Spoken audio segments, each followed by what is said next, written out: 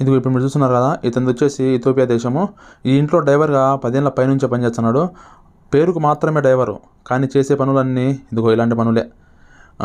చెట్లకు నీళ్లు పట్టడము, చెట్లు ఎరువులు నాటడము, ఈ చెట్లు మొక్కలు నాటడము, ఇంట్లో ఏమన్నా చెడిపోతే బల్బులు మార్చడము, ఇంకా ఏమన్నా పెయింట్ కొట్టడము. ఒక పని కాదు బా, అన్ని పనులు ఆల్ ఇన్ వన్ అనమాట.